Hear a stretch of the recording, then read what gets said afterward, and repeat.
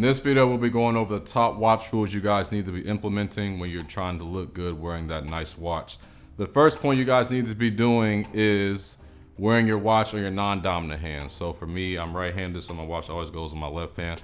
This just makes the most sense if you think about it, because if you guys were to wear your watch on your dominant hand, it would get all, banged up, scratched up for things you do in your daily activities like riding or any other things, lifting things, stuff like that. It kind of messes up the watch and you're not as likely to make the watch last as long as it would. So it's a great idea if you guys always wear the watch on the non-dominant hand. Going forward, wearing on the dominant hand, you're kind of lessening the chance of it staying as nice and look as nice for that longer period of time.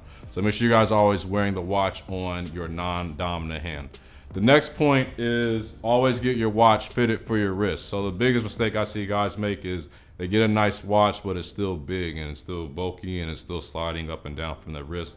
It just doesn't look as good, guys. It looks kind of sloppy. It looks like you don't know what you're doing. It looks like you really never had a watch before. And it looks like the watch really isn't yours. Like it's a hand-me-down or something that you just took and was excited to wear and didn't even know how to get it properly fitted. So make sure you guys are taking a watch to a jeweler or a jewelry store or watch store, getting the watch correctly sized for your wrist. It just looks a lot better, feels a lot better, and it just makes your outfit look a whole lot better. Once the watch starts to flop on your wrist and things like that, just kind of downgrade your outfit extremely fast. So make sure you guys are getting your watch's size for your wrist. It will make a huge difference. The next thing you guys need to be doing is wearing the watch below your wrist bone. So the wrist bone, of course, as we all know, is on our wrist here. But when you guys wear the watch above the wrist, it kind of restricts your movement when you're trying to do things and when you're trying to bend it. And it also starts to hurt your wrist. So you guys don't want to cause yourself any harm. The best thing to do for this is wear the watch below your wrist bone. Make sure, ability to move the wrist a lot more easier and you're not hurting your wrist. So make sure you guys are not wearing a watch above your wrist bone. Make sure you're wearing it below your wrist bone. It's just the most comfortable feeling and looks the best as you're wearing the watch as well.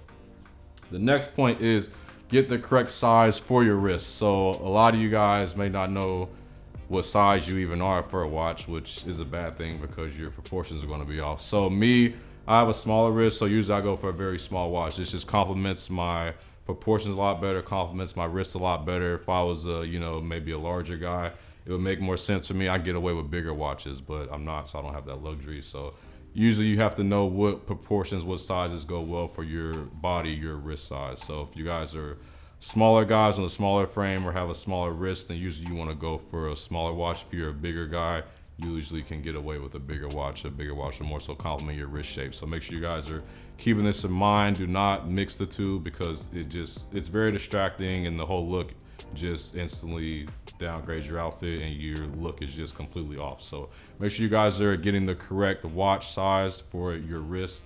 It will make a huge difference and you guys will increase the likelihood of knowing how to put that watch to the best visibility to upgrade your outfit.